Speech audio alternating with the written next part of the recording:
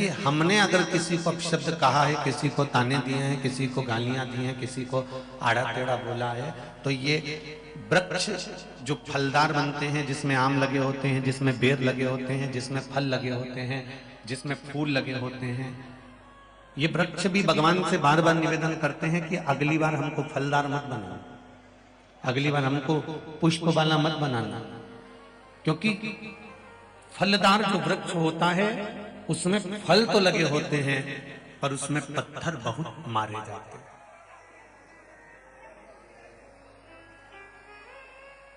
फल तो लग गए पर पत्थर बहुत मारे। उसी प्रकार शिव महापुराण की कथा कहती है, आपने किसी को अपशब्द कहा होगा, आपने किसी को आड़ा टेढ़ा बोला होगा, आपने किसी को आड़ा टेढ़ा शब्द से संबोधित किया होगा, कुछ बोल दिया होगा, तो वृक्षों में भी एक वृक्ष फल वाला आपको बना दिया जाता है, जिससे जिसको आपने गालियां बकी होगी, अपशब्द कहा होगा, ताने दिए होंगे, तो वो आड़ा टेढ़ा जिसको बोला गया होगा वो आप पर पत्थर का प्रहार कर सकते। शिव महापुराण की कथा कहती है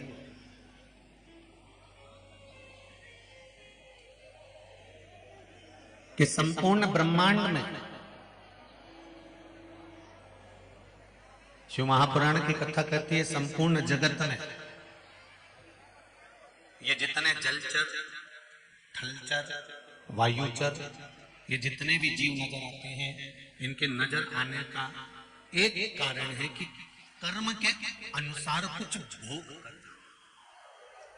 पहले भी कहा, आज फिर कहते हैं, मत बुरे कर्म कर बंदे, मत बुरे कर्म कर बंदे, वरना पछताएगा। भगवान की आंखों से तू बच नहीं पाएगा, तू बच नहीं पाएगा। अरे ओ अज्ञानी मत कर नादानी, अरे ओ अज्ञानी मत कर नादानी। तेरे कर्म का फल भी तू ही पाएगा, जैसा किया तूने तेरे आगे आएगा, जैसा किया तूने तेरे आगे आएगा। मत बुरे कर्म कर बंदे, वरना पछताएगा। भगवान की आंखों से तो बच नहीं पाएगा, तू बच नहीं पाएगा। हमने जैसा कर्म करा उसके अनुसार हमें फल भोगना पड़ता है। अच्छा करोगे अच्छा प्राप्त होगा, बुरा करोगे बुरा प्राप्त होगा। अच्छे कर्म की ओर जब आप आगे बढ़ेंगे तब कुछ ना कुछ अच्छा जिंदगी में अवश्य प्राप्त होगा, ये निश्चित है। एक बात का स्मरण होगा आप लोगों को, आप में से कितने लोग हैं जो भगवान के मंदिर में दिया लगाते हैं? हाथ उठाओ जाओ। सभी लोग लगाते हो? रखिए। मंदिर में दिया, मंदिर में दीप क्यों जलाया जाता है?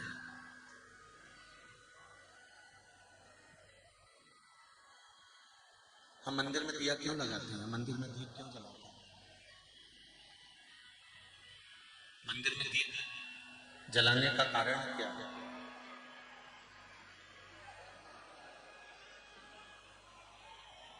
किस लिए?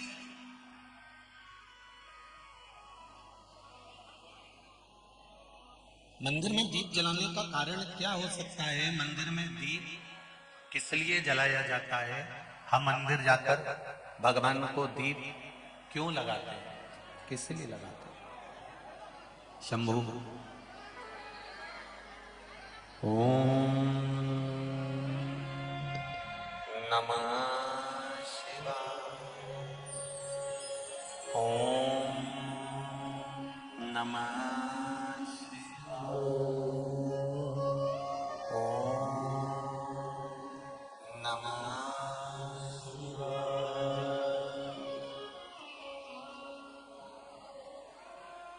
हम मंदिर में दीप क्यों जलाते हैं? हम मंदिर में दीप क्यों लगाते हैं? आप सभी से एक निवेदन है, कथा का आज विराम दिवस है, बहुत दूर दूर से आप लोग कथा सुनने के लिए आए हैं। 10-10, 20-20 रुपए ऑटो वाले को भी दिए होंगे यहाँ तक आने का और जाने के लिए भी। मात्र 3 घंटे की कथा में से आधा घंटा तो आशीष भैया ले जाते हैं, बचते हैं 2.5 घंटे। उस 2.5 घंटे में से थोड़ा सा समय भजन में निकल जाता है, बचता है थोड़ा समय। शंकर भगवान से लगन लगा लो।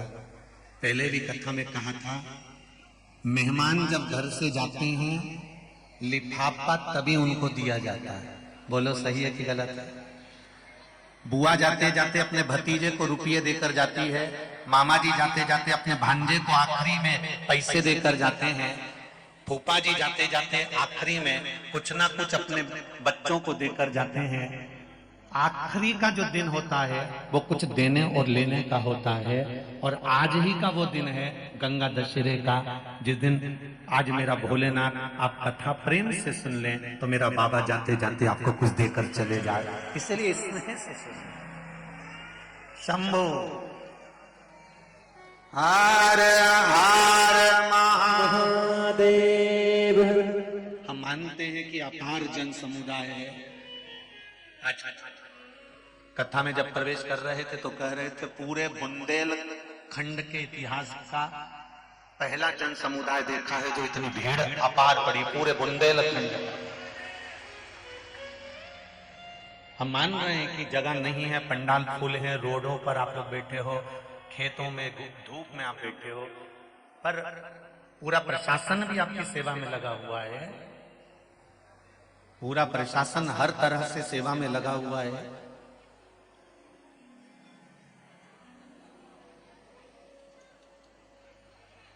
शिव भक्ति में, शंकर के स्मरण में आपका चित्तवृत्ति, आपका मन परमात्मा को दिया जाए। दिया क्यों लगाते हैं? हम मंदिर में दीप क्यों लगाते हैं? दिया लगाने का कारण क्या होता है?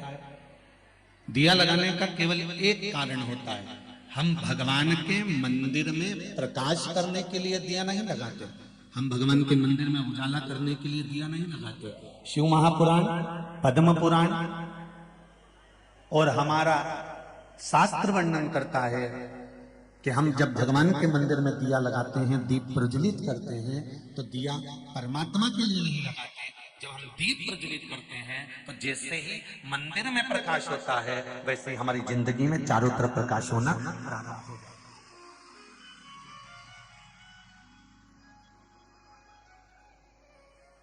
दीप का मतलब क्या होता है? सूर्य देवता की साक्षी। शिव पंचायत शिव महापुराण की कथा आप लोगों ने सुनी थी? शिव पंचायत शिव महापुराण की कथा यदि आप लोगों ने सुनी थी तो उसमें वर्णन करा था कि प्रत्येक पूजन में, अर्चना में, यज्ञ में, अनुष्ठान में, भगवान की भक्ति में सूर्य की साक्षी होना जरूरी होता है।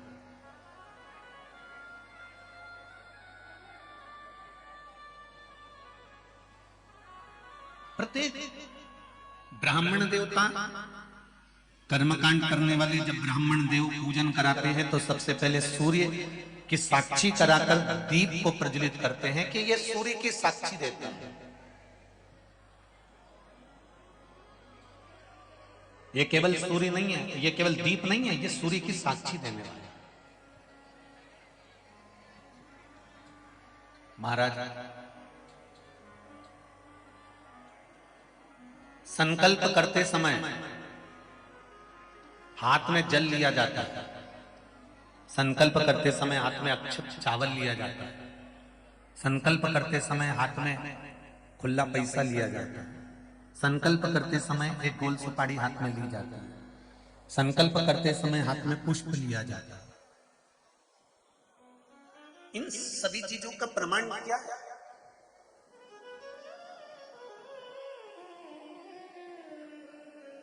क्यों इन चीजों का प्रमाण कहा गया कि संकल्प लेते समय हाथ में जल लीजिए, संकल्प लेते समय हाथ में चावल लीजिए, संकल्प लेते समय हाथ में आप कुछ मुद्रा धारण कर लीजिए, कोई सुपारी ले लीजिए, जल ले लीजिए, इनका प्रमाण क्या है?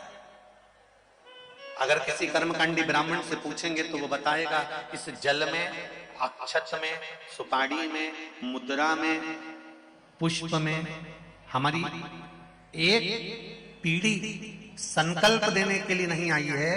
जब ब्राह्मण संकल्प छुड़ाता है, गोत्र बुलवाता है, नाम का स्मरण ब्राह्मण देवता कराते हैं, तब हाथ में जो वस्तु रखी होती है वो वस्तु केवल एक कुल को तारने वाली नहीं होती, वो संकल्प देने वाली वस्तु 7 पीढ़ी को तार देती है, 7 कुल को तार देती है। उसी तरह मंदिर में लगाया गया दिया केवल मंदिर को प्रकाशित नहीं करता, मंदिर में लगाया गया दीप केवल मंदिर को उजाला नहीं करता, मंदिर में लगाया गया दीप सबसे पहले अगर प्रकाश देता है, सबसे पहले उजाला देता है, तो हमने जैसे ही दीप को प्रकट करा और प्रकट करते से वो दिए ने सबसे पहले प्रकाश हमारे हृदय में करा और हमारी जिंदगी में करा, हमारे जीवन में वो प्रकाश करा।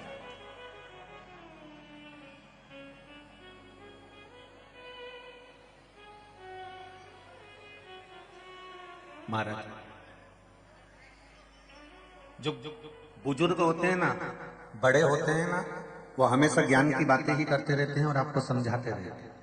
हाँ, छोटों को थोड़ा सा क्रोध आ सकता है, बच्चों को थोड़ा सा गुस्सा आ जाएगा, क्या मम्मी तुम रोज रोज एक ही बात लेकर बैठ जाती हो, क्या पापा तुम रोज रोज एक ही बात लेकर बैठ जाती हो, ऐसा होता है। एक दिन एक पिताजी अपने बच्चे से रोज कहते थे, बनो तो श्रवण कुमार बनो, बनो तो राम बनो।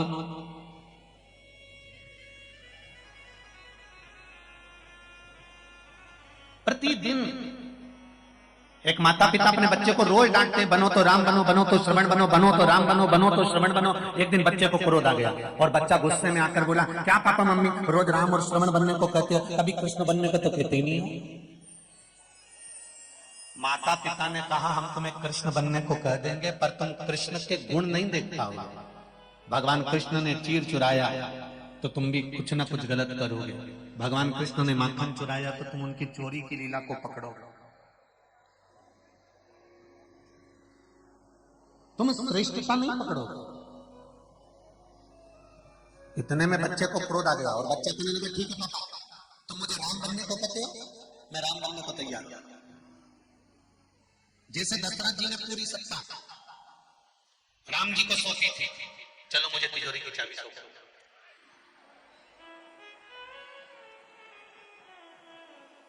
बड़ों का छोटों को जो उपदेश होता है वो ज्ञान प्रदान करने वाला होता है। छोटों को जो उपदेश दिया जाता है वो ज्ञान के लिए दिया जाता है। और बहुत समझने वाली बात है, बाजार में तुम्हारे सागर में आम की कीमत कितनी है? जम के बोले जरा। 60 रुपए, 80 रुपए, 100 रुपए किलो। सेवफल की कीमत कितनी होगी? 60 रुपए, 80 रुपए, 100 रुपए। जितने भी गीले फल होते हैं, अंगूर है, सेवफल है, आम है, संतरे हैं, मौसम्बी है, चीकू है, केले हैं, ये जितने भी गीले फल हैं, बाजार में जाकर इनकी कीमत पूछोगे तो 100 रुपए, 80 रुपए, 40 रुपए, 50 रुपए इतनी कीमत होगी। और बाजार में ये तो गीले फल हैं। और सूखे जो फल होते हैं, जैसे अंगूर की कीमत पूछो, और अंगूर जब सूख जाए, उसकी जब किशमिश बन जाए, उसकी कीमत पूछो कितनी होगी। किशमिश की कीमत अंगूर की कीमत से ज्यादा होगी कि नहीं होगी? अरे जम के तो बोलो, होगी ना। गीले फल की कीमत कम होती है और सूखे ड्राई फ्रूट्स की कीमत, सूखे फल की कीमत ज्यादा होती है। उसी तरह एक साधारण सा युवान व्यक्ति और एक बुजुर्ग व्यक्ति, इन दोनों में सबसे ज्यादा जो कीमत वाला होता है वो बुजुर्ग होता है, क्योंकि उसकी सूख कर कीमत हो गई। संसार सागर में आकर उसने ना जाने कितने कितने दुख झेले हैं। संसार सागर में आने के बाद उसने ना जाने कितने कितने तकलीफों को झेला है, ना जाने कितने कितने कष्ट को झेला है, ना जाने कितने कितने दुखों को झेलकर उसने अपनी जिंदगी का यापन करा है। एक साधारण विषय नहीं, एक एक बुजुर्ग जितने भी बूढ़े व्यक्ति नजर आते हैं दुनिया के नवयुवक बच्चों को, तो उनको देखकर हंसी आती है कि ये बुजुर्ग हैं, इनका हाथ कांपता है, इनके मुख कांपता है, इनके चलने में इनको तकलीफ आती है। पर देखा जाए तो बुजुर्ग की जो कीमत है, एक वृद्ध व्यक्ति की जो कीमत है, वो घर में रहने वाला जो बूढ़ा व्यक्ति है उसकी कीमत जब समझ में आती है जब बुजुर्ग व्यक्ति उस घर से चला जाता है, उसकी कीमत तब समझ में आती है। उसकी कीमत को समझो, उसकी कीमत को जानो। मेरे भोले तेरा सहारा है, मेरी नैया का तू किनारा, मेरी नैया का तू किनारा है। शिव शक्ति की कीमत को समझो। संत, साधु, सन्यासी, तपस्वी, साधक, उपासक, इनकी कीमत को हमें समझना है। महाराज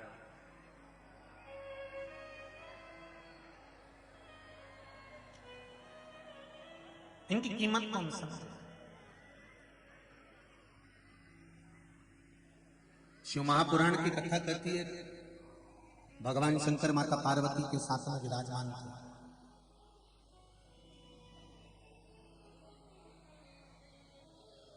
भगवान वो घरदानी मां जगतजननी के साथ में विराजमान, और आज भगवान शंकर के नेत्र से एक अश्रु गिर गए।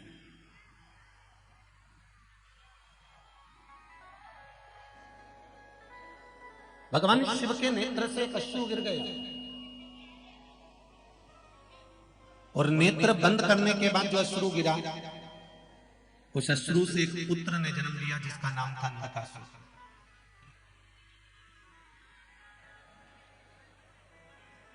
एक पुत्र ने जन्म लिया जिसका नाम नरकासुर। महाराज पार्वती जी ने उसको गोदी में ले लिया,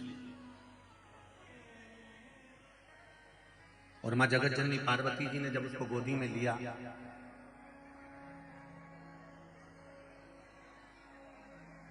और गोदी में लेकर मां पार्वती उसको शिव जी के सम्मुख में लेकर आ गई। शंकर भगवान के सामने लेकर आकर माता पार्वती जी ने कहा, ये आपका पुत्र है।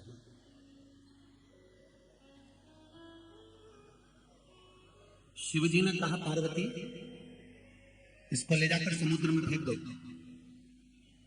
ये मेरे नेत्र बंद करने के बाद प्रकट हुआ है, और नेत्र बंद करने के बाद प्रकट हुआ, इसलिए इसकी कीमत नहीं। इसको उठाओ, समुद्र में डाल दो।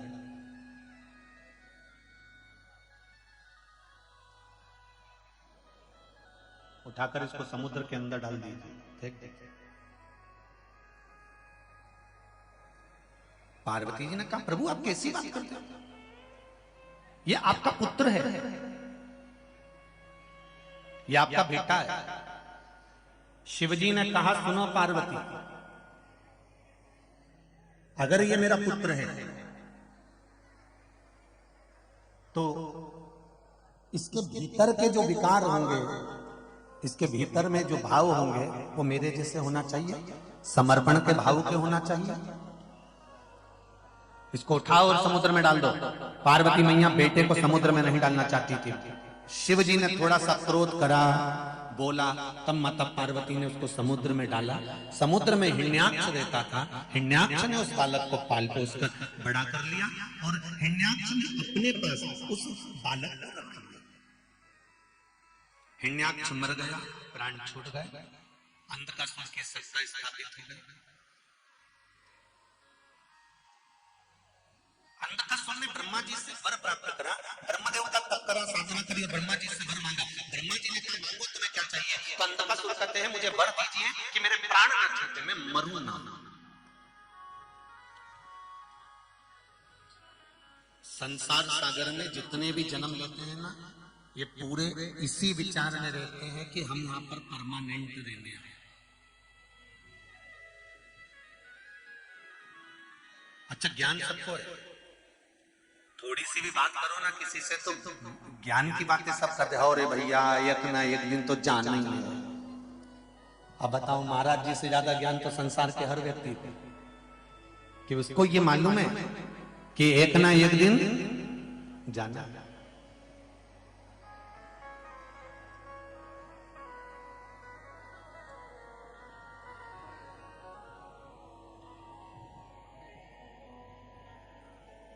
एक दिन प्राण छूट जाना। महाराज, जितने रिश्तेदार हैं, जितने नातेदार हैं, जितने कुटुंबी हैं, जितने कबीले वाले हैं, ये वैसे आएंगे नहीं आएंगे पता नहीं, पर मरने पर जरूर एक बार आ जाएंगे, ये निश्चित है।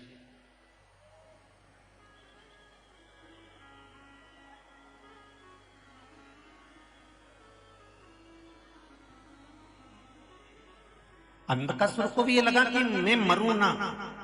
संसार में जन्म लेने वाला हर व्यक्ति ये सोचता है कि मेरे प्राण नहीं छूटना चाहिए, मैं अभी मरना नहीं चाहिए। और बिल्कुल सत्य है, एक चींटी को भी अगर आप थोड़ा सा पकड़ने का प्रयास करोगे तो वो चींटी भी भागती है। एक चींटे को भी पकड़ने का प्रयास करोगे तो वो चींटा भी भागता है। एक झिंगुर, एक खटमल, एक माथे में रहने वाला जू, उसको भी पकड़ने का प्रयास करोगे तो वो भी भागता है।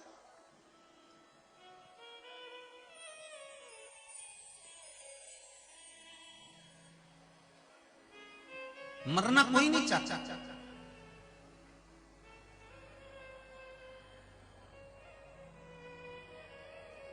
परमात्मा ने एक नियम बहुत अच्छा बना रखा है कि मुट्ठी बांध आया जग में, हाथ पसार जाएगा। क्या तू लेकर आया जग में, क्या तू लेकर जाएगा। इस कहावत में कहा गया कि क्या तू लेकर आया, क्या तू लेकर जाएगा, मुट्ठी बांधे आया और हाथ पसारे जाएगा। पर शिव महापुराण की कथा कहती है कि तुम जितने लोग शिव महापुराण की कथा सुन रहे हो, जितने आस्था चैनल पर सुन रहे हो, जितने फेसबुक यूट्यूब पर सुन रहे हो, जितने आज गंगा दशहरे के पावन अवसर पर शिव महापुराण की कथा इस पंडाल में सुन रहे हो, एक बात याद रखना कि मुट्ठी बांधे आए, पर ये पक्का है कि तुम खाली हाथ नहीं जाओगे। अपना किया गया सत्कर्म, अपना किया गया भजन, अपना किया गया कीर्तन, अपना किया गया मंत्र जाप, अपना किया गया नाम जाप, अपना किया गया नाम स्मरण, जो तुमने परमात्मा का भजन करा है, कीर्तन करा है, मंत्र जाप करा है, स्मरण करा है, इस चिलचिलाती हुई धूप में, ऐसी तपन में बैठ बैठ कर शिव महापुराण की कथा सुनी है, तो ये कोई दूसरा लेकर नहीं जाएगा, तुम्हारा पुण्य तुम्हारे साथ में है।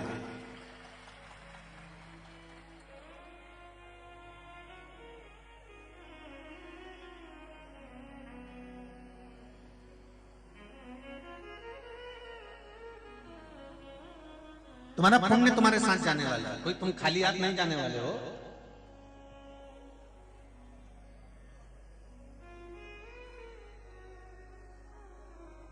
किसी ने एक सुंदर लाइन कही है ना, हमारा इससे तो आगे, इससे तो आगे भजन नहीं है साथी, हरि के भजन बिने अकेला रहेगा। हरे मन ये 2 दिन का मेला रहेगा, कायम जगेगा झमेला रहेगा। इससे तो आगे अंतिम समय में केवल एक भजन का साधन है, अंतिम समय में केवल एक परमात्मा के नाम कीर्तन का साधन है, अंतिम समय में केवल एक नाम स्मरण का साधन है, इसके सिवाय कुछ नहीं। केवल नाम स्मरण। इसीलिए बारंबार कहा है महाराज, बार बार कह रहा है महाराज भगवान शिव की भक्ति कि कर ले प्रभु से प्यार फिर पछताए। भगवान शिव की कथा कहती है संसार सागर में आने के बाद केवल अगर परमात्मा का नाम नहीं लिया, स्मरण नहीं किया, कीर्तन नहीं किया, मंत्र जाप नहीं किया तो धोखा ही। महाराज श्री शिवाय नमस्तुभ्यं, श्री शिवाय नमस्तुभ्यं, श्री शिवाय नमस्तुभ्यं, श्री शिवाय नमस्तुभ्यं, श्री शिवाय नमस्तुभ्यं। शिव का स्मरण, मंत्र जाप, कहा मृत्यु निश्चित है, आएगी, मरना पड़ेगा, इसको कोई टाल नहीं सकता।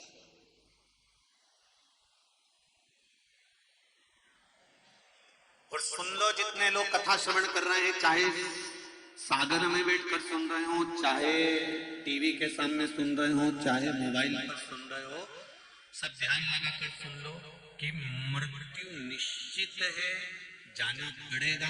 पर एक बात का स्मरण अपनी जिंदगी में रखो कि मरने की जो घड़ी होती है, प्राण छूटने का जो समय होता है, उस समय पर तुम सोचो कि भगवान का नाम निकल जाए, भजन निकल जाए, कीर्तन निकल जाए, तो ये नहीं हो सकता। क्योंकि परिवार से इतना मोह होता है, परिवार में इतनी आसक्ति होती है, परिवार में इतनी तृष्णा होती है कि भगवान का नाम निकल ही नहीं सकता, परमात्मा का नाम नहीं। इतनी आसक्ति, इतनी तृष्णा, इतना मोह होता है, इतना मोह होता है कि बड़ा कठिन है भगवान का नाम निकलना। अगर निकलता है तो केवल परिवार वालों का नाम निकलता है, इसके सिवा नहीं।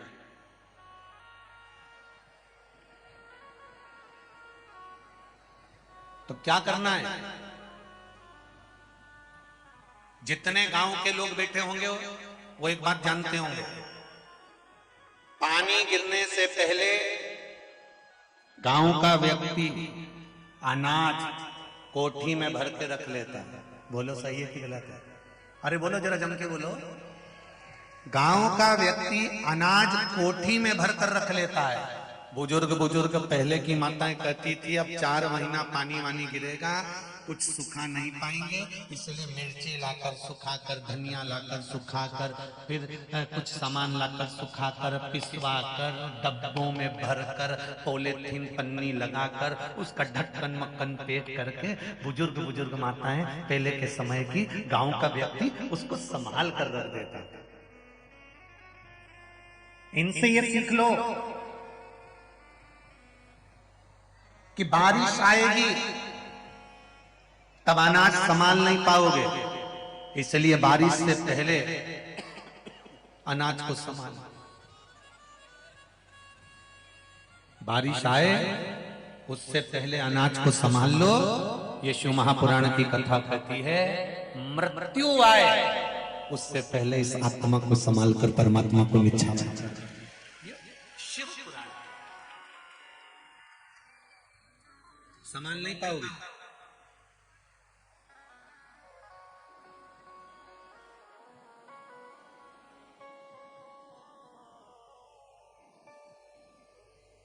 घर में शादी आती है तो तैयारी शादी वाले दिन करते हो कि पहले से करते हो? पहले से। क्यों? क्योंकि शादी वाले दिन तो लड़की की शादी है तो दूल्हा घोड़ी चढ़ के आएगा, और अगर लड़के की शादी है तो वो घोड़ी चढ़कर जाएगा। एक लड़की की शादी होगी तो घोड़ी चढ़कर आएगा, लड़के की शादी होगी तो घोड़ी चढ़कर जाएगा। उसी तरह अंतिम समय जिस दिन इस जीवात्मा को परमात्मा से मिलना है, प्राण छोड़कर जाना है, चले जाना। उस दिन तो घोड़ी चढ़कर पाड़ा चढ़कर यमराज आएगा और पाड़ा चढ़कर ही यमराज हमको लेकर चले जाएगा। उस दिन कुछ नहीं कर पाओगे, केवल आंख से आंसू झड़ेंगे, नैनों से नीर बहेगा, पलंग पर पड़े रहोगे, डॉक्टर अपना काम करेगा, तब एक तुम्हारे काम जरूर आएगा, जो तुमने आज सागर में बैठकर जो शिव महापुराण की कथा सुनी है, ये तुम्हारे अंतिम समय में काम आएगा। 3.5 करोड़ रोम छिद्र ये मनुष्य के शरीर में है।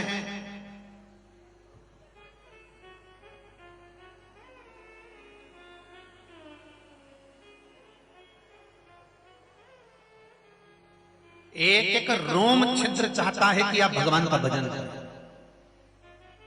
एक कथा पहले कही, आज फिर कह रहे हैं। द्रौपदी ने बुलाया और भगवान कृष्ण दौड़ कर गए। द्रौपदी आवाज लगाई, भगवान कृष्ण दौड़ कर गए। तो सत्यभामा जी ने कन्हैया जी से कह दिया। सत्यभामा जो थी ना, थोड़ा बहुत तेज थी, और सत्यभामा जी ने भगवान कृष्ण से कहा, कन्हैया कहां जा रहे हैं आज मेरा ठाकुर, इतनी जल्दी जल्दी कहां जा रहा है?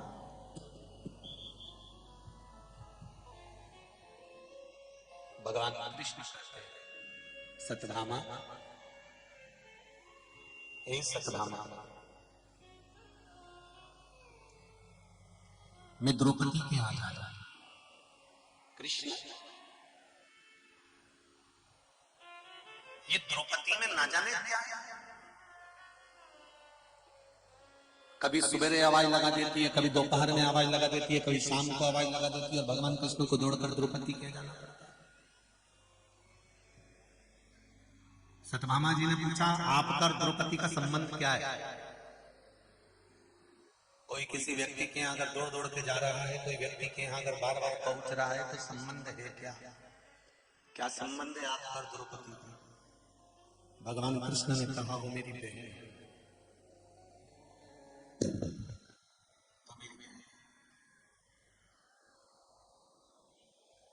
जब मेरे हाथ में चोट लगा था, तो उसने अपनी साड़ी का पल्लू फाड़ कर चीर निकाल कर मेरे हाथ में बांधा था। जब उंगली कटी तुम्हारी, मैंने पाड़ी आधी साड़ी, क्या भूल गए गिरधारी, जब उंगली कटी तुम्हारी, क्या भूल गए गिरधारी, जब उंगली कटी तुम्हारी। क्या ठाकुर भूल गए? भगवान कृष्ण कहते हैं, द्रौपदी मेरी बहन है, इसलिए मैं दौड़ दौड़ कर चले जाता हूं।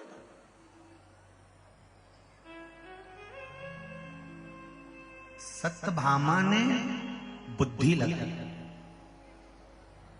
बहुत ध्यान देना इस संवाद पर। ओम शिव महापुराण कथा का ये छोटा सा संवाद अपनी जिंदगी में उतार कर रखना। द्रौपदी ने बुद्धि लगाई। शिव महापुराण की कथा कहती है, शंकर के मंदिर में जाना तो बुद्धि मत लगाना, भक्ति लगाना। बुद्धि से शिव नहीं मिलेगा, पर भक्ति से शिव मिलेगा।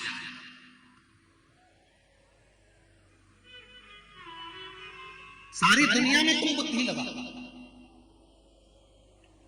सारी दुनिया में जाकर तुम बुद्धि लगा, पर भगवान के चरणों में पहुंचकर बुद्धि नहीं, भक्ति होना चाहिए।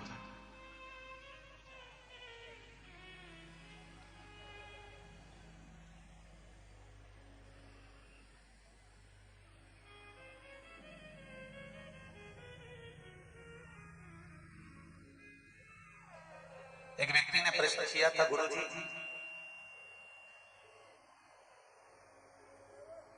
आपने कभी शंकर जी को देखा है? सागर के लोग बहुत प्रश्न करते हैं। ढेर सारे हैं, ये सब लिखे पड़े बैठे हैं ढेर, और इधर भरे।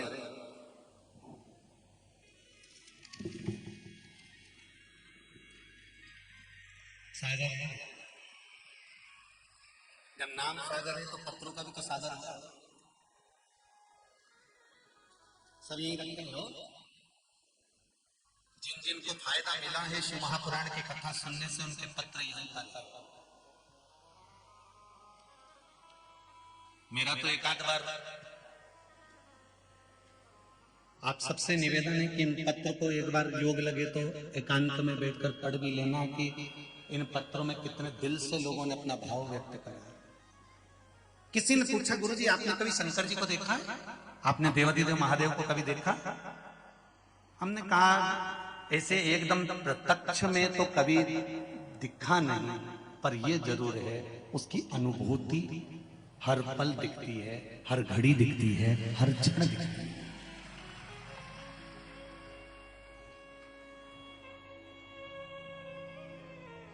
फिर आपने कैसे कह दिया कि भगवान को पुकारो तो भगवान आ जाता है, भगवान को बुलाओ तो भगवान आ जाता है? फिर आप कैसे कह सकते? तो हमने कहा हमारा वेद और पुराण, हमारा शास्त्र कहता है।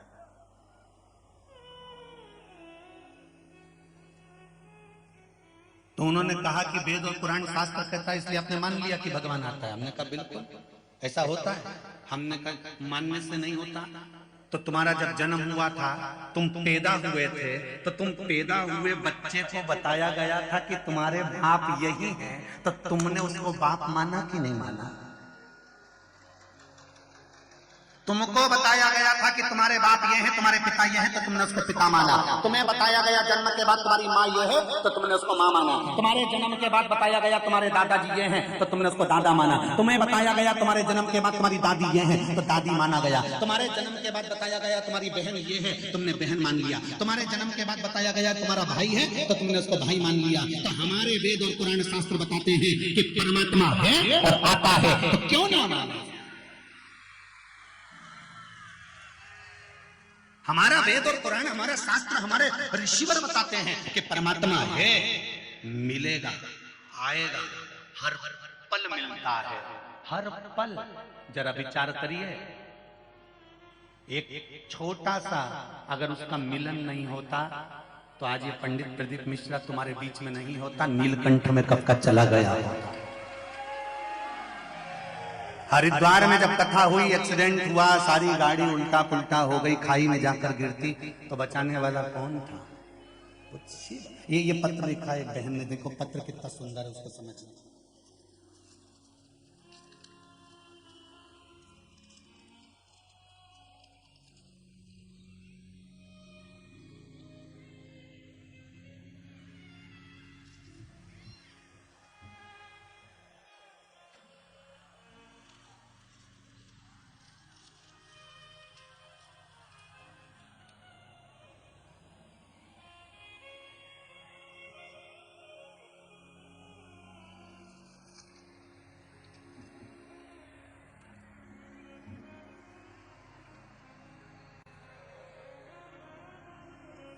सौरभ केशरवानी, 3/58, सदर बाजार, सागर, मध्य प्रदेश।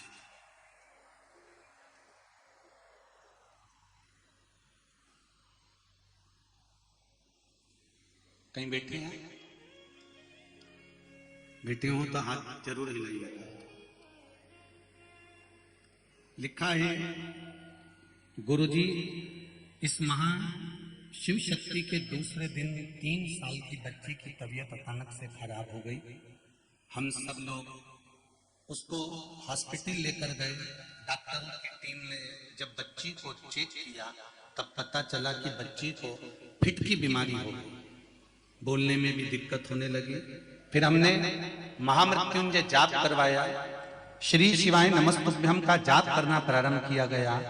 और दूसरी बार जल पिलाने के बाद उसकी फिर जांच कराने के लिए हम डॉक्टर के पास लेकर गए। तब उसका जब सीटी स्कैन हुआ तब रिपोर्ट नॉर्मल आई, बच्ची को कुछ भी नहीं था। ये पत्र है, एक पत्र और देखिए, बड़ा सुंदर पत्र, सभी बहुत सुंदर आए हैं।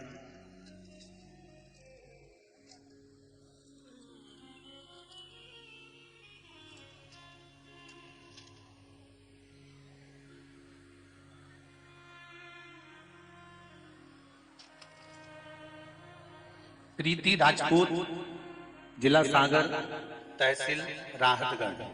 कहीं बैठी हो तो हाथ जरूर हिलाइएगा। प्रीति राजपूत, जिला सागर, तहसील राहतगढ़। पत्र में लिखा है, गुरुदेव, मेरे पति को पैर में गठान हो गई थी। उसी गठान के ऊपर एक और गठान हो गई थी। डॉक्टर ने ऑपरेशन का बोल दिया था। तभी दीदी शिव महापुराण के बारे में बताया। रायसेन जिले से आपकी कथा सुनी। मेरे पति ने 9 अप्रैल को 1 लोटा जल शिव जी को चढ़ाना प्रारंभ करा और 1 बेलपत्री खाना प्रारंभ करी। रात को मेरे पति के पांव की जो गठान थी वो फूट गई और फिर डॉक्टर को जांच कराया तो अब पांव पूर्ण तरह से आराम हो गया है। अब कोई गठान उसके शरीर में नहीं है। ये शिव भक्ति,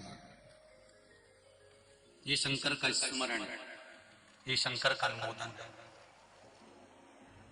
तेरी कृपा बिना न हिले एक भी, लेते हैं श्वास तेरी कृपा से तनो तनो। हे गंगाधार मुक्ति द्वार ओमकार तू, भोले ओमकार तू। आयो शरण के हारी शंभो तार ताज तू। एक बार भगवान की भक्ति को धारण कर लेना, 1 लोटा जल भगवान शंकर को समर्पित कर देना, 1 बेलपत्री शिव को समर्पित कर देना। मैं तो किसान भाइयों से भी निवेदन करूंगा, आपको लगता है कि आपकी फसल आपके खेत में आती है, बहुत सुंदर दिखती है, पूरा हरा खेत दिखता है, पूरी लहराती हुई फसल दिखती है, पर फसल उतनी नहीं निकलती या पैसा उतना नहीं आता और कर्जा बढ़ता चले जाता है। तो उनसे भी निवेदन करूंगा, सारी समस्या का हल 1 लोटा जल। जिस दिन तुम खेत में बीज बोने के लिए जाओ, प्रत्येक किसान भाइयों से कहूंगा, जिस दिन खेत में बीज बोने के लिए जाओ, शंकर भगवान से कहकर जाना, ये जमीन तुम्हारी है, एक एक कंकर में शंकर तुम्हें समाये हो। 1 लोटा जल शिव जी को चढ़ाओ, उसी जल को वापिस झेल कर जहां बीज बोने जा रहे हो, शुरुआत की जगह पर उस जल को छीट कर और बीज बोना प्रारंभ करो। फिर बाबा संभाल, उसको देखना है।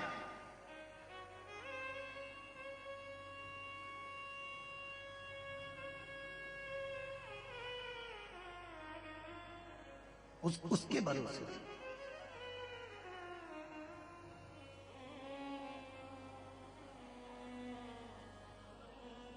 अटूट विश्वास परमात्मा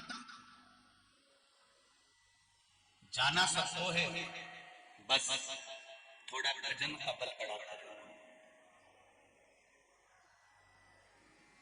जब भजन का बल बड़ा होता है तब परमात्मा के मिलन में देरी नहीं होती, वो मिल जाता है,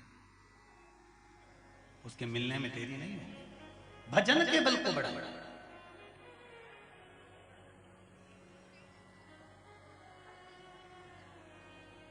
अंधकासुर ब्रह्मा जी से वर मांग रहे हैं, मैं मरूं ना। ब्रह्मा जी कहते हैं ये निश्चित है कि तुम्हें मरना पड़ेगा, और कुछ मांग लो। तो मुझे वर दीजिए, जिस दिन मैं अपनी माँ को गलत दृष्टि से देखूं उस दिन मेरे प्राण छूटे। ब्रह्मा जी ने तथास्तु कह दिया। जब तथास्तु मिला तब अंधकासुर को समझ जाना था कि ब्रह्मा जी ने तथास्तु कहा है, मतलब मैं माता को गलत दृष्टि से देखूंगा उस दिन मेरे प्राण छूटेंगे। ये अंधकासुर को यह मालूम था कि ना तो मेरी माँ है, ना मेरा बाप है, ना मेरा पिता है, ये कोई भी नहीं, मेरा कोई नहीं।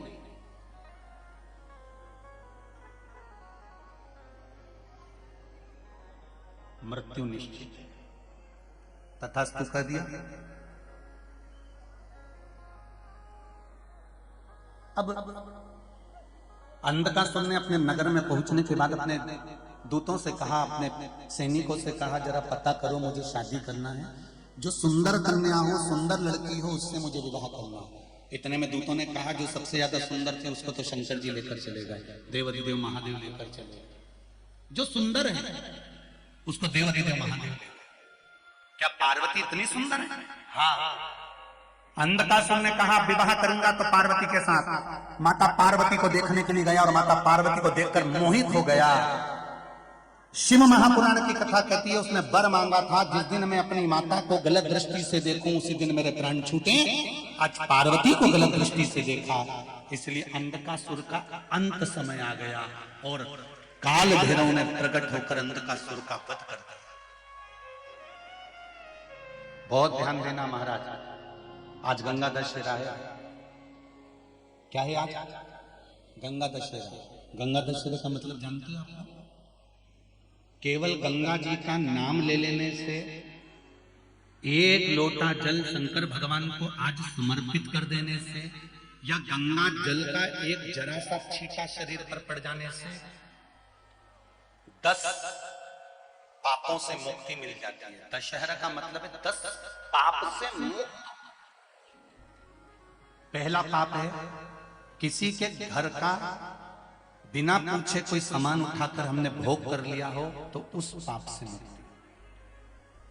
गंगा दशहरे के 10 पाप से मुक्ति दिलाता है गंगा दशहरा। दूसरा, किसी ब्राह्मण किसी गुरुजन को मुख से अपशब्द कह दिया हो तो आज ही का दिन है जिस दिन पाप कर्म से मुक्ति मिल जाती है।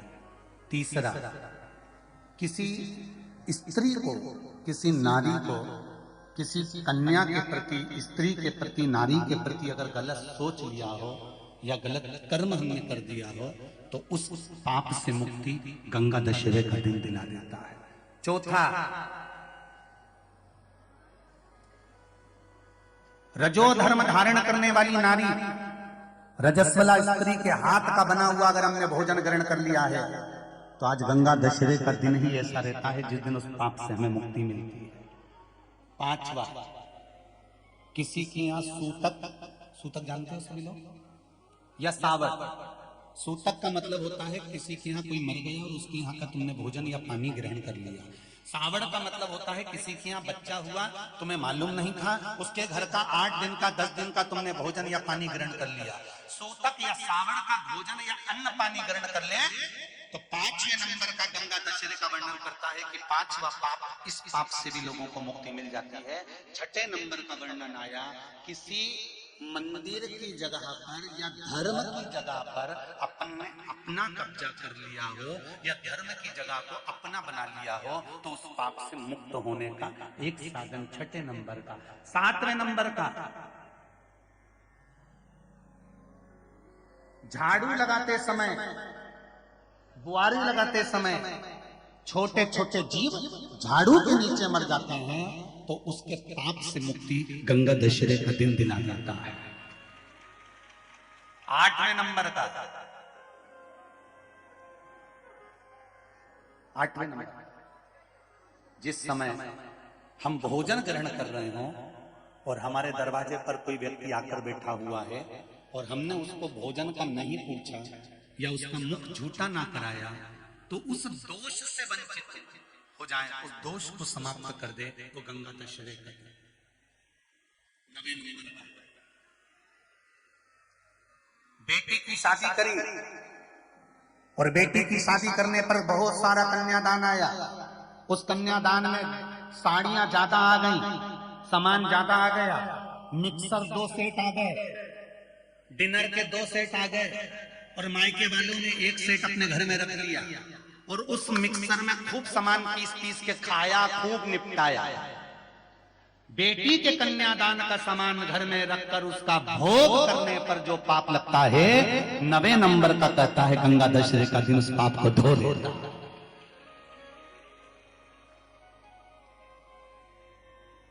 10वें नंबर का महाराज, यदि किसी तीर्थ में जाकर हमने कोई गलत काम करा होता है तो गंगा दशहरे का ये आज का दिन हमारे पाप को वो धो देता है। ये गंगा दशहरे के 10 पाप को धोने के लिए मात्र एक दिन है गंगा दशहरे का दिन। आज के दिन जो शिव जी को जल चढ़ाता है, शंकर भगवान कहते हैं भले उसने उसमें गंगा जल डाला नहीं डाला, पर मेरे ऊपर जब जल चढ़ाता है शिव जी कह देते हैं आज के चढ़े हुए जल को मैं गंगा जल बना देता हूं। आज गंगा दशहरे का खूब भजन करो, दान करो, पुण्य करो, सत्कर्म करो, नाम जाप करो, नाम स्मरण करो, और शिव मंदिर में चढ़े हुए जल का थोड़ा सा सिंचन जरूर करो। अंधकासुर के प्राण छूटे, अंधकासुर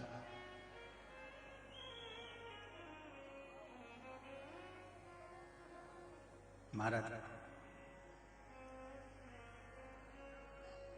समय आया, मंथन हुआ, मंथन में सबसे पहले निकली तो गौ माता निकली। समुद्र मंथन में सबसे पहले जो प्राप्त हो रही है वो गौ माता प्राप्त हो रही है। इससे पहले ना विष निकला ना अमृत निकला, सबसे पहले गौ माता निकली, क्योंकि राष्ट्र की रक्षा के लिए, धर्म की रक्षा के लिए, भारत भूमि की सभ्यता और संस्कृति की रक्षा के लिए, सनातन धर्म की रक्षा के लिए गौ माता का प्रकट होना बहुत जरूरी था कि गाय है तो पृथ्वी भी बनी ही रहे। गौ माता का प्रकट होना चाहिए।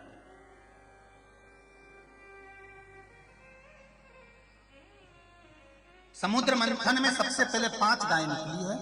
पहले नंबर पर नंदा, दूसरे नंबर पर सुभद्रा, तीसरे नंबर पर सुरभि, चौथे नंबर पर सुशीला और 5वें नंबर पर बगुला। ये समुद्र मंथन में से 5 गाय प्राप्त हुई। केवल समुद्र मंथन से 5 गाय नहीं, शिव महापुराण की कथा कहती है जब भगवान ने ये मानव का शरीर बनाया, जब मनुष्य की देह बनाई तो 5 इंद्रियों को भगवान शंकर ने प्रदान करा। 5 कर्मेंद्रियों को, 5 ज्ञानेंद्रियों को भगवान ने दिया है। ये 5 कर्मेंद्री, 5 ज्ञानेंद्री क्यों दी भगवान ने? इसको देने का केवल एक कारण था कि इंद्रियों से विचार करना। नेत्र परमात्मा ने तुमको दिए, श्रवण शक्ति परमात्मा ने तुमको दी, हस्त परमात्मा ने तुमको दिया, नासिका परमात्मा ने तुमको दिया, मुख परमात्मा ने तुमको दिया, चरण परमात्मा ने तुमको दिया। 5 कर्मेंद्री, 5 ज्ञानेंद्री, और ये कोई साधारण नहीं, इसकी कीमत बड़ी प्रबल है।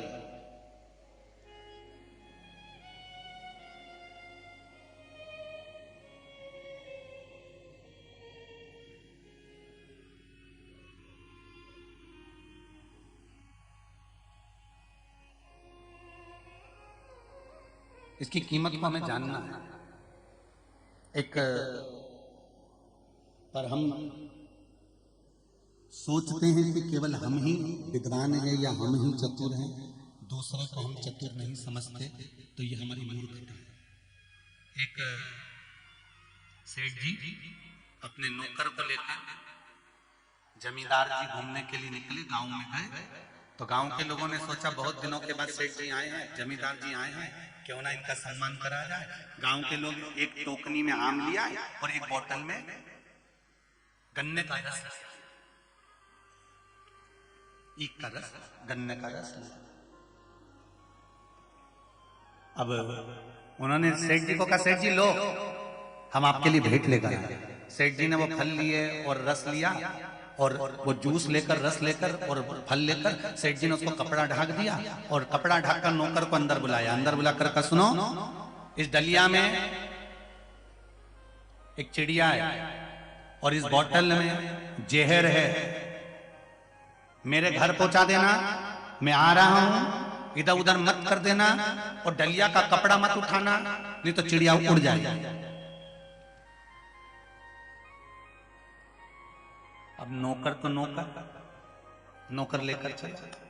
अब सेठ जी को लग रहा था कि मैंने नौकर को बेवकूफ बना दिया, पर आज के जमाने के नौकर बेवकूफ बने। वो डलिया ले गए, बोतल ले गए जूस की, गन्ने के रस की, और वो रास्ते में ले गए। उनको तो मालूम था, उसने तो जान लिया था कि इसमें क्या रखा है। भले सेठ जी के कि चिड़िया है और गन्ने का रस है, परंतु वो तो जान। सेठ जी घर पहुंचे, पत्नी को आवाज लगाया, लाओ भोजन लाओ, जल्दी से भूख लग रही है। पत्नी बोलने लगी, अभी कम से कम 2 घंटे की देरी है, भोजन में अभी बना नहीं है। तो एक काम करो, मैंने नौकर के हाथ से फल भेजे थे और वो बोतल भेजी थी रस की, वो ला के दे दो। इतने में पत्नी बोली, तुम्हारा नौकर तो अभी तक नहीं आया। पति बोला, नौकर नहीं आया? हाँ। सेठ जी उसको ढूंढने गए, वो तो बढ़िया पीपल के पेड़ के नीचे चित्ता पड़ा, आराम से सो रहा। सेठ जी ने उसको लात मारी, उठाया, क्यों रे यहां पड़ा हुआ है तू? सामान लेके घर क्यों नहीं पहुंचा? कहां है वो डलिया और बोतल? इतने में नौकर हाथ जोड़ के बोला, सेठ जी इतनी तेज हवा चली, इतनी तेज चली, डलिया हाथ से छूट गई, कपड़ा उड़ गया, उसमें से चिड़िया भाग।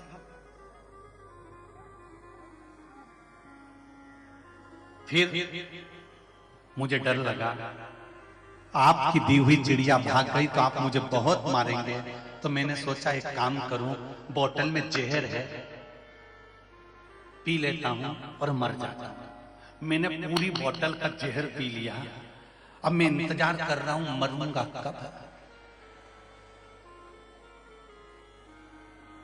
अब मैं इंतजार कर रहा हूं, मरूंगा कब? सेठ जी ने 2 धक्के दिए।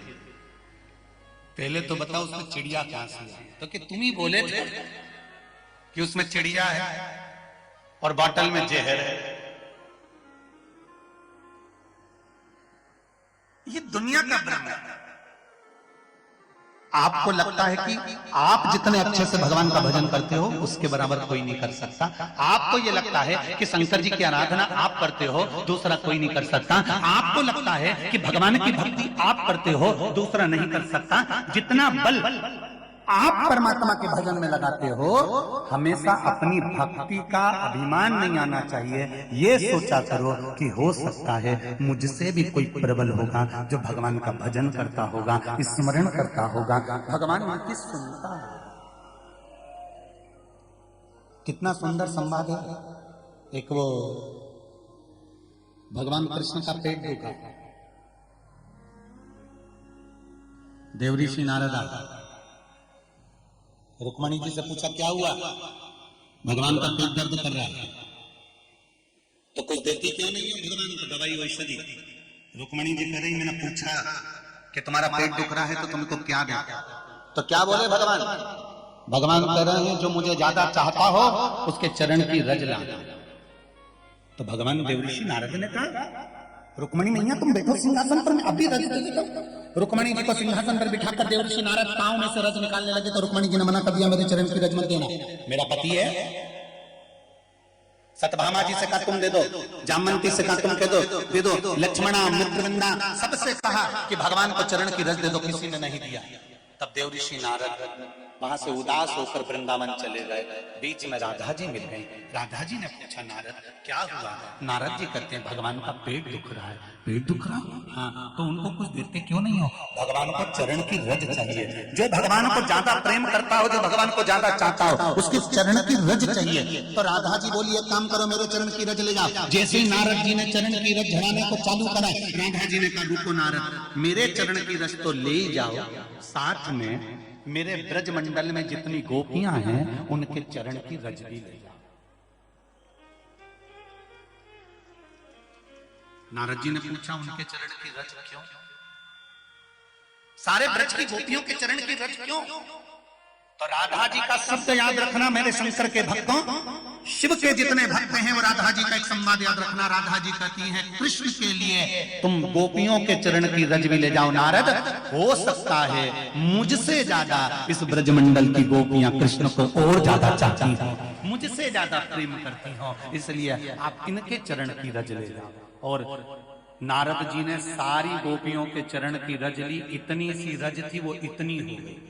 नारद जी ने सिर पे रखकर डोलते डोलते नारद जी अपना शीश हिलाते हिलाते हिलाते हिलाते पहुंच गए। भगवान को रज दी। भगवान ने पूछा, नारद इतनी सारी रज क्यों लेकर आया है? नारद जी बोले, महाराज जी दवाई का पूरा पत्ता लेकर आ गया, पूरा पत्ता दवाई का लेकर आ गया हूं। जब जब पेट दुखा करे तब तब निकाल के खा लिया। ये एक गोपी के चरण की रज नहीं है, संपूर्ण गोपियों के चरण की रज है।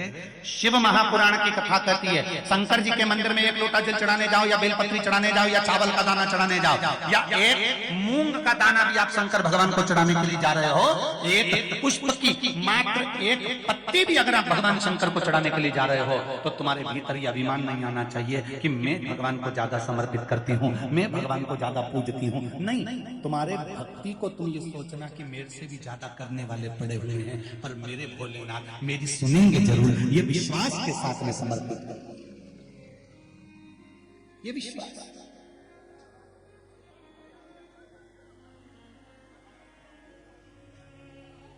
जब भी जन्म मिलेगा सेवा करेंगे।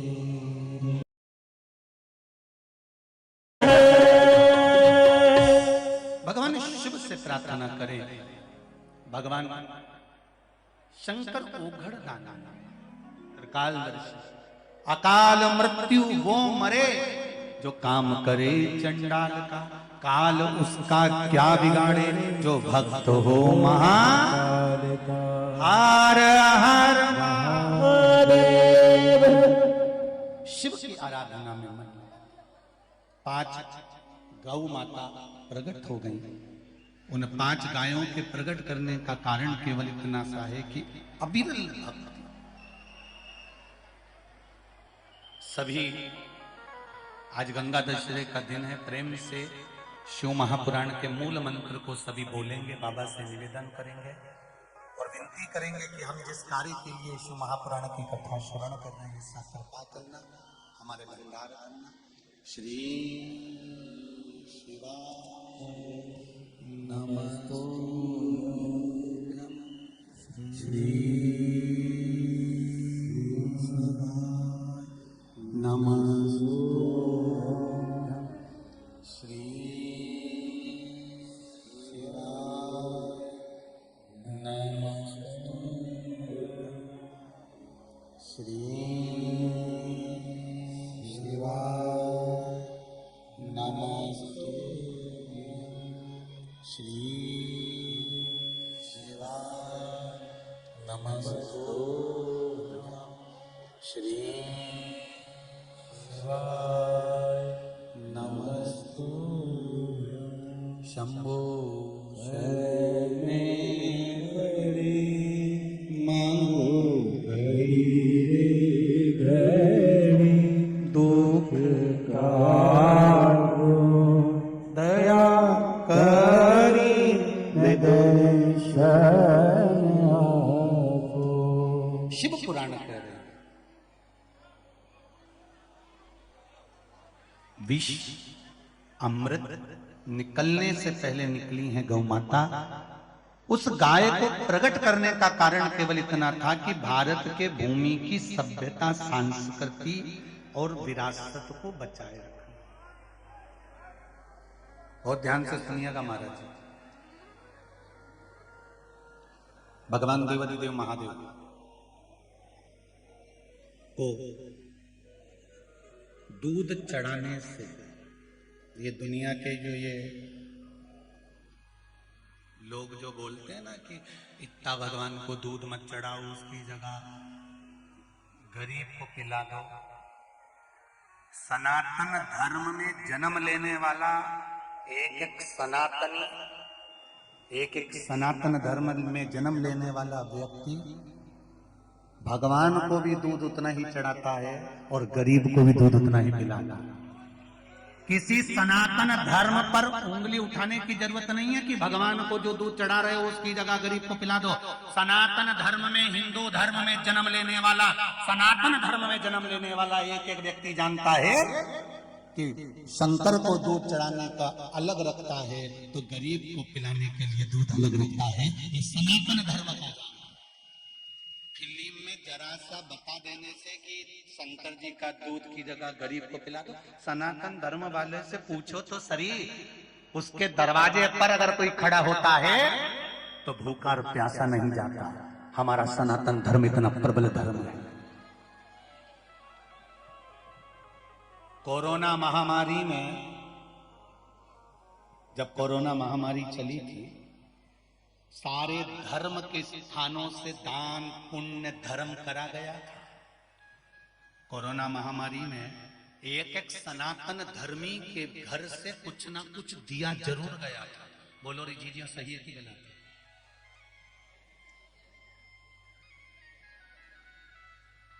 सनातन धर्म का व्यक्ति तो जब दुख की घड़ी आती है तो हर दुख की घड़ी में अगर कोई खड़ा मिलता है तो सनातन धर्म का एक व्यक्ति खड़ा मिलता है। बाकी के धर्म के लोग कहां चले जाते हैं फिर? इसलिए सनातन धर्म का व्यक्ति, कोई तुमसे कहे कि शिव जी को दूध चढ़ाने से क्या होता है, शंकर भगवान को जल चढ़ाने से क्या होता है, शंकर भगवान को मूंग का दाना चढ़ाने से क्या होता है, शंकर जी को चावल चढ़ाने से क्या होता है, शंकर जी को बेलपत्र चढ़ाने से क्या होता है, दुनिया के कई लोग इसको ढोंग कह देंगे, प्रपंच कह देंगे, कई लोग बुराई करने वाले कह देंगे ये तो ढोंग बना रखा है, सियोर वाले महाराज ने प्रपंच रचा रखा है, ढोंग कर रखा है। तो वेद व्यास जी ने शिव महापुराण में ये मूंग का क्यों लिखा, चावल का क्यों लिखा, शहद का क्यों लिखा, जल का क्यों लिखा, दूध का क्यों लिखा, बेलपत्री का क्यों लिखा, धतूरे का क्यों वर्णन करा, रुद्राक्ष का वर्णन वेद व्यास जी ने क्यों वर्णन करा? क्यों? हमारा शास्त्र कहता है कि रुद्राक्ष दो तो रुद्राक्ष ले, रुद्राक्ष गले में धारण करो तो रुद्राक्ष का पानी पियो। दुनिया के लोगों को अगर ढोंग और ढकोसला लगता है तो इनकी बुद्धि सनातन की नहीं है, ये तो लगता है कि किसी और के द्वारा जन्म ले लिए गए हैं, इसलिए इनकी बुद्धि बिखर गई।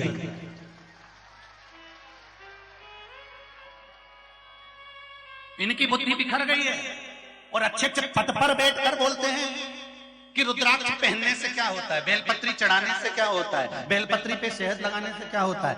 इन पत्रों में से मेरा आप लोगों से निवेदन है, सागर वालों, इन पत्रों में से कोई एक पत्रकार बंधु भी यहाँ बैठकर इन पत्रों में से छाटे, और इन पत्रों में कम से कम 50 से 100 पत्र ऐसे हैं कि बेलपत्री में शहद लगाने से, शिव जी को चढ़ाने से किस किस को नौकरी मिली और किस किस को फल मिला, यहां तक बनना। एक पत्र तो यही रखा होगा, देखिए एक व्यक्ति की नगर पालिका में नौकरी लग गई मात्र बेलपत्री पर शहद लगाकर चढ़ाने से। पत्र में शंभु शरण मारो घड़ी रे घड़ी तू कृपा दया करी दर्शन आपो घड़ी रे घड़ी दुख काटो दया करी दर्शन आपो दया करी दर्शन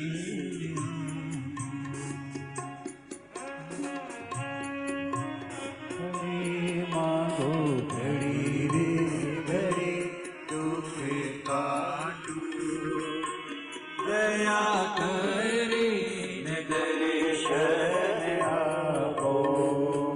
जिसने पत्र लिखा है पीपल, जिसने पत्र लिखा है जिसमें लिखा है बेलपत्री को शहद चढ़ाकर लगाने से मेरी सरकारी नौकरी लग गई, अगर वो बैठा हो तो खड़े हो जाए। इसमें ढूंढने में थोड़ा समय लगेगा, 2 पत्र तो मिल गए।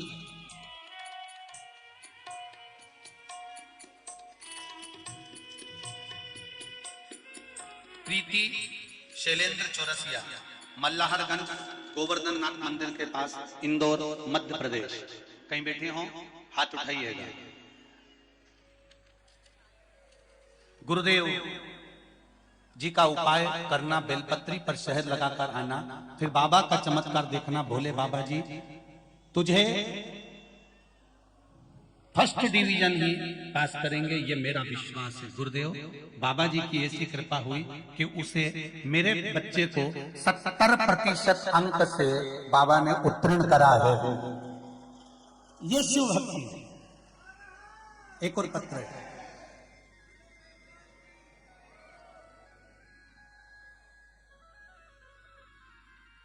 शुभी चौक से सागर सदर 4 मुहाल, शुभी चौक से। कहीं बैठी हैं?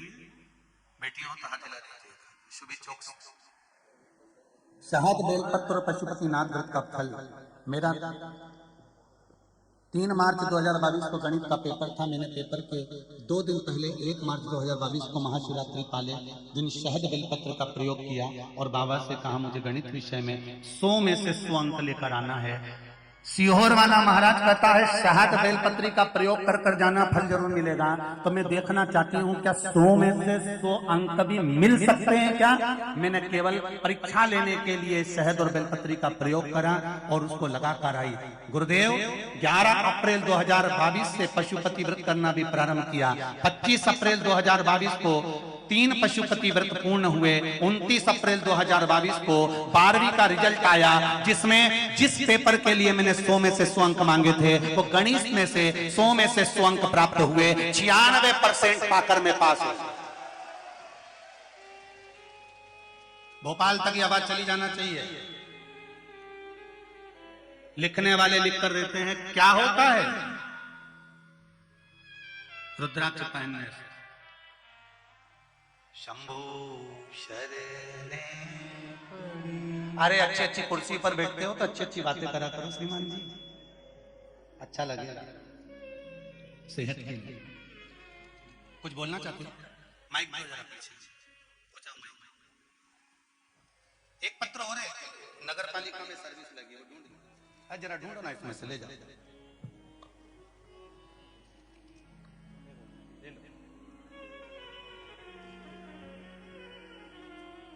पहुंचाओ जल्दी जल्दी पहुंचाओ जरा माइक। श्री शिवाय नमस्ते। श्री शिवाय नमस्ते। महाराज जी आपके चरणों में कोटि कोटि प्रणाम जी। कहाँ से हैं? महाराज जी सागर से, पांडे परिवार से और कार्य पत्रकार का है। महाराज जी 7 दिन से आपके चरणों में पूरा पांडे परिवार कथा सुन रहा है। कथा का फल क्या होता है महाराज जी आपको वर्णन करता चाहता हूँ। हमारी गुड़िया बहुत भक्त है शिव जी की। उसने सारे काम छोड़ के पूरे परिवार को पंडाल में जहाँ जगह मिलती महाराज जी आपके चरणों में बिठाला। एक बार सिर्फ कुबरेश्वर धाम ले गई मुझे, शाम के वक्त 7 बजे कार से लेके गई। राहतगढ़ नहीं पहुंचे महाराज जी, इतना पानी की आगे दिखना भी बंद हो गया। ये शंकर जी को सुमरते सुमरते बेगमगंज तक गई कि कहीं ऐसा ना हो मम्मी पापा का मन बदल जाए और वापस आ जाए। महाराज जी 2:45 बजे हम लोग कुबरेश्वर धाम पहली बार पहुंचे। आपके चरणों की कृपा से, भोलेनाथ के चरणों की कृपा से पूरा पंडाल वहां भरा पड़ा था। सिर्फ 4 गद्दे लगाने की जगह वहां थी। हम लोगों ने गद्दे उठाए, वहां आराम किया। महाराज जी जैसे साक्षात भोलेनाथ इंतजार कर रहे हो कि ये भक्त वहां से यहाँ आ रहे हैं।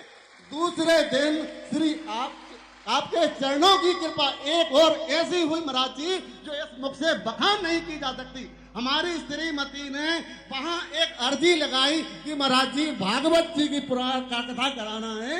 1 महीने के अंदर चित्रकूट वाले महाराज जी ने राम मंदिर में श्री भागवत पुराण करा दे। देव क्या बखान करूं आपका, आपकी जय हो, जय हो भगवान की। एक पीछे बहन जी कुछ कहना चाहती, माइक दो जल्दी जल्दी दो, उधर पीछे वाली जल्दी दे दो, पीछे वाली को दे दो। हाँ पीछे पंडाल जान दो, हाँ जाओ जल्दी ना। श्री शिवाय नमस्तुभ्यम। श्री शिवाय नमस्तुभ्यम। गुरुजी कहाँ से आई हो? गुरुजी मैं अन्नपूर्णा शुक्ला कटनी से आई हूँ जी। गुरुजी अर्चना वर्मा के बेटे की सरकारी नौकरी लग गई है। बधाई हो। अभी आ नहीं पाएंगे गुरुजी, अगली कथा में जरूर आएंगे। जी जी बधाई हो आपको बहुत बहुत, यही शिव की कृपा है। श्री शिवाय नमस्तुभ्यम गुरुजी। शिव कृपा है, शंकर का हर हर। शिव कृपा का फल क्या होता है, शंकर का अनुमोदन क्या होता है, भाई जानो तो। एक बेलपत्र, एक चावल का दाना समर्पित। एक पीली साड़ी वाली को दे दो जरा माइक जल्दी से, फिर आप किसी को नहीं देंगे, जरा बैठ जाओ बाकी के लोग, जल्दी दो। हाँ दो दो। श्री शिवाय बोलो गुरुजी। श्री शिवाय नमस्तुभ्यम। श्री शिवाय नमस्तुभ्यम। सही मिलियो गुरु। हाँ गुरुजी मैं कल आ भी नहीं सकती थी यहाँ पर, लेकिन मुझे पंडाल में हटाने की कोशिश करी, लेकिन शिव जी की कृपा थी तो मैं यहाँ पर बैठी हूँ। जय हो जय हो। गुरुजी मैं यहाँ पर आई तो मुझे चाय का अरदास जय हो। बंद होगा बाबा की कृपा। मेरी महाराज के 2 लोग डिलीवरी है। श्री शिवाय नमस्तुभ्यम का श्री शिवाय नमस्तुभ्यम। गुरुजी बाबा की कृपा बनी रहे, बैठिए। यही शिव की कृपा है जो बाबा ने आपको यहाँ बुलाया और बिठाया। हर हर महादेव। शिव कृपा बिना कुछ नहीं होता। एक चावल का दाना भी अगर आप शंकर भगवान को चढ़ा रहे हो, एक लोटा जल भी चढ़ा रहे हो, तो उसका फल जरूर मिलता है। सारी समस्या का हल। अब दुनिया के लोग इसको ढोंग कह दे, प्रपंचा कह दे, चाहे कुछ भी कह दे, पर अपनी भक्ति में कमी नहीं आना चाहिए, स्मरण में कमी नहीं आना चाहिए। आप शिव महापुराण की कथा कहती है, भगवान शंकर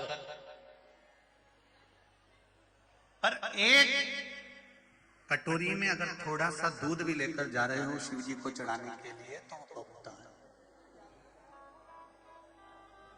मेरा देवाधिदेव महादेव कभी नहीं कहता कि मुझे बहुता में दो। मेरा देवाधिदेव महादेव हमेशा कहता है कि मुझे थोड़ा भी देना तो श्रेष्ठ देना। जब आज तो यहां कथा विराम हो जाएगी, 12 तारीख से ऑनलाइन, किसी को आने की जरूरत नहीं है। 12 तारीख से ऑनलाइन शिव महापुराण की कथा 1 बजे से 4 बजे तक कुबेरेश्वर धाम से श्रवण करने को आप लोगों को ऑनलाइन प्राप्त हो। आना नहीं, केवल ऑनलाइन कथा श्रवण करना 1 बजे से 4 बजे तक। और कृपा करना, जब तक हम ना बोले मंच से कि तुम आओ, तब तक मत आना।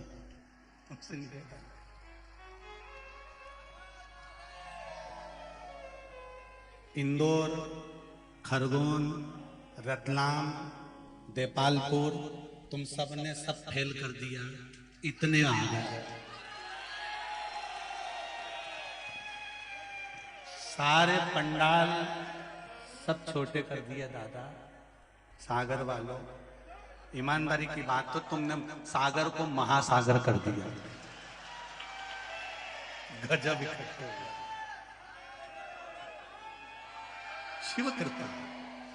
और प्रशासन को भी बहुत बहुत धन्यवाद दूंगा साहब, यहाँ के सारी प्रशासन क्या मुस्तैदी से संभाल रही है, बहुत बहुत साधुवाद है। ये शिव कृपा है। और चाहे मेडिकल लाइन हो, चाहे कोई हो, एक आपके यहाँ के पंडित नीरज जी बचकैया जी हैं, उन्होंने तो 7 बस लगा के रखी है, पहले दिन से ले जाना लाना। धन्यवाद साहब। और बता रहे थे रात्रि को इतने लोग हो गए कि 1,500 से 2,000 3,000 लोग तो यहाँ पर सोए हुए थे। और बता रहे थे कि सागर से कोई कड़ी चावल बना के ले आया बड़े बड़े भगोने में, और आइसर गाड़ी में भरकर सबको खिलाने बैठ गए। यहाँ के केसरवानी परिवार भी अपनी व्यवस्थाएं चला रहा था। लोग क्या क्या यहाँ सागर वालों ने कहीं बिस्कुट, कहीं मिक्सचर, कहीं नमकीन, कहीं कुरकुरा, कहीं वेफर्स, कहीं ठंडाई, क्या क्या बाटी है रात रात को। तो माताएं तो झोले में भरी रखी। सही में गागर और सागर, जय हो तुम्हारा महासागर। शिव कृपा है, और ये बाबा की कृपा बिना मिलता भी नहीं। और एक बात जरूर कहूंगा, पटकुई गांव के क्षेत्र में कथा हो रही है, पर आसपास के जो 40-50 गांव लगे होंगे, इन गांव के लोगों ने जो अपनी सभ्यता और अपना विश्वास दिखाया है, शायद ही कहीं देखने को मिला। यहाँ का ग्रामीण अंचल का जो एक एक व्यक्ति, कथा 11 बजे चालू हुई, 8 बजे से लोग धूप में खड़े हैं, लगातार धूप में खड़े होकर कथा का रिस्पान कर रहे हैं। ऐसा प्रेम, ऐसा इसने नहीं देखा। शिव कृपा है, भगवान शिव की भक्ति। फल क्या होगा ये तो देवाधिदेव महादेव जानता है। हम तो केवल एक निमित्त मात्र हैं कि आपको कह सकते हैं कि शिव की आराधना करो और विश्वास रखो। गाय के दूध शिव को समर्पित हो। शंकर भगवान ने विष पिया, नीलकंठधारी कहलाए, अमृत देवताओं को दिया। देव अमृत पीकर भी इतने प्रबल नहीं बन पाए जितना मेरा देवाधिदेव महादेव बन पाए। ध्यान देना, अमृत पीने वाला देव कहलाता है और विष पीने वाला महादेव कहलाता है। संसार के लोगों को जो सुन ले और सुनकर भी शांत रहकर अपने जीवन में धारण कर ले, वही महादेव। वही भगवान के 12 ज्योतिर्लिंग का प्रसंग श्रवण कराया। सोमनाथ जी का वर्णन तुमरुका जी चंचुला देवी को कहते हैं। चंचुला देवी, चंद्रदेव को काया का रोग हो गया, काया गलने लगी। चंद्रदेव ने देव ऋषि नारद से पूछकर शंकर भगवान की आराधना करी। नारद जी ने किसको शिव भक्ति में लगाया। 12 ज्योतिर्लिंग में नारद जी की भूमिका कहां रही है। नारद जी की शादी किसके साथ हुई थी, नारद जी के कितने बच्चे थे, नारद जी की माता कौन थी, पिता कौन थे, ये सारा प्रसंग देव ऋषि नारद शिव महापुराण की कथा में अपन सब 12 तारीख से दोपहर में 1 बजे से 4 बजे तक आस्था चैनल पर ऑनलाइन श्रवण करेंगे। उसका महत्व क्या है। देव ऋषि नारद ने चंद्रदेव को लगा दिया शिव भक्ति में और शंकर जी की आराधना कर पार्थिव शिवलिंग का निर्माण करा तो चंद्रदेव पर भगवान शंकर की कृपा हो गई, काया का रोग ठीक हो गया, भगवान सोमनाथ जी के रूप में विराजमान हो गए। अगला वर्णन आया है श्री मल्लिकार्जुन। कार्तिकेय बाबा रुष्ट होकर चले गए थे, भगवान ने उनको शंकर पार्वती ने जाकर मनाया सेलम पर, भगवान मल्लिकार्जुन के रूप में विराजमान हुए। अगला वर्णन आता है दूषण नाम के राक्षस को मारने के लिए भगवान कालों के काल महाकाल प्रकट हुए। दूषण नाम के राक्षस को यह वर था कि इसका रक्त जहां जहां गिरेगा वहां से दूसरा राक्षस प्रकट हो जाएगा। शंकर भगवान ने ब्राह्मणों से कहा अगर इस राक्षस को मारना है तो तुम मेरी बहन को बुलाकर लाओ। शंकर भगवान की एक ही बहन थी जिसका नाम था क्षिप्रिया। क्या नाम था? क्षिप्रिया। शिव जी की एक बहन क्षिप्रिया, जिससे ब्राह्मणों ने कहा कि भगवान शंकर दूषण नाम के राक्षस को मारेंगे, आप आ जाइएगा जल का रूप लेकर, रक्त को धो दीजिएगा तो राक्षस उत्पन्न नहीं होगा। क्षिप्रिया को आने में देरी हो गई, दूषण नाम का राक्षस मर गया। 84 बूंद दूषण नाम के राक्षस की पृथ्वी पर गिर गई, जिससे 84 दूषण उत्पन्न हो गए। शंकर भगवान ने देखा कि अब इतने सारे राक्षसों को कैसे मारा जाए। क्षिप्रिया ने आकर कहा भैया तुम चिंता मत करो, मैं तुम्हारी बहन हूं, मैं पानी का बेग तेज करती हूँ, तुम्हारे 84 टुकड़े कर देती हूँ। मेरे देवाधिदेव महादेव के 84 टुकड़े कर दिए, 84 रूप में मेरे महादेव हो गए। महादेव 84 रूप धारण कर दूषण नाम के राक्षस का संहार करे। तो शिवजी ने दूषण नाम के राक्षस का काल बनकर उसका संहार करा तो शिवजी का नाम महाकाल हो गया। भारत की भूमि पर केवल एक उज्जैनी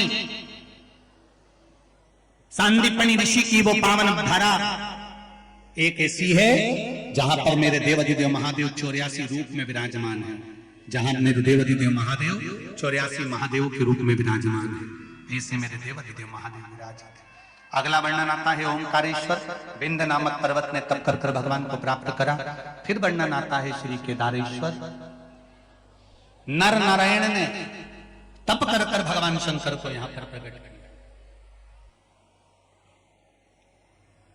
बहुत ध्यान देना एक बात को, यदि आप केदारनाथ जी नहीं जा सकते, आप केदारेश्वर नहीं पहुंच सकते, तो एक काम जरूर करिएगा।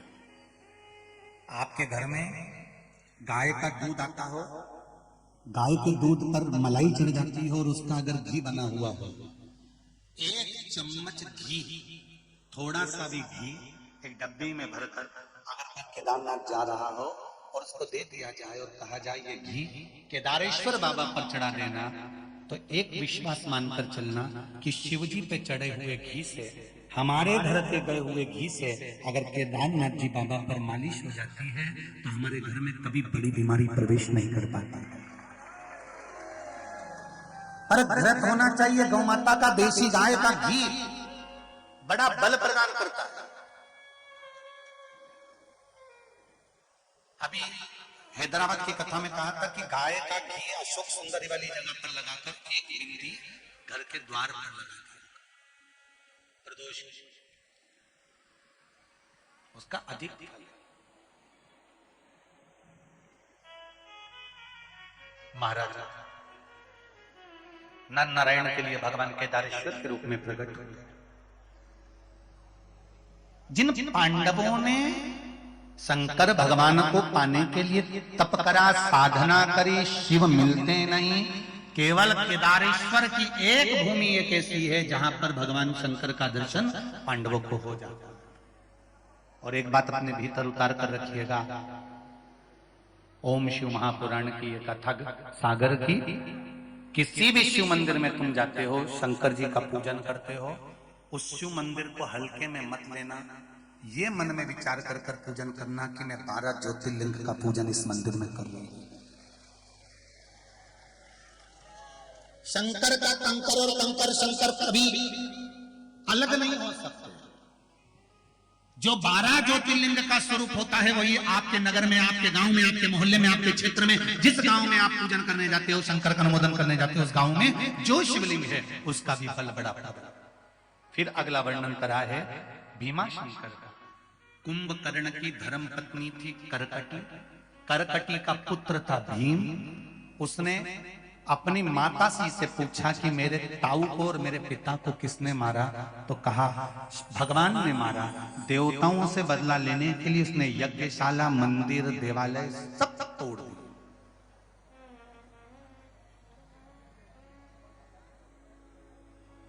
सारे मंदिर देवालय तोड़ दिए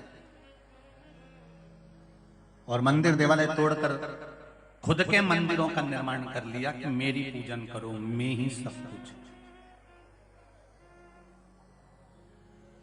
एक बहुत ध्यान देने वाली बात है, जो गुरु आपसे कहे कि मेरी पूजन करो, जो गुरु आपसे कहे कि मेरा फोटो लगाओ, जो गुरु कहे कि मेरी ही आराधना करो, समझ लेना वो गुरु नहीं है, केवल घंटाल है। जो गुरु आपसे कहे कि भगवान के मंदिर जाइए, हमारा सत्य सनातन धर्म केवल एक हमको मार्गदर्शन करता है कि हमें राम मंदिर, कृष्ण मंदिर, शिव मंदिर, भगवान के मंदिर में जाकर भगवान की आराधना करना है। शिव महापुराण कभी कोई ऐसा उपाय नहीं बताती कि आप उसके यहाँ जाओ या उसके यहाँ जाओ। शिव महापुराण तो केवल एक उपाय बताती है कि जो भी उपाय करना वो शंकर के दरवाजे पर जाकर करना, शिव के द्वार पहुंच जाओ।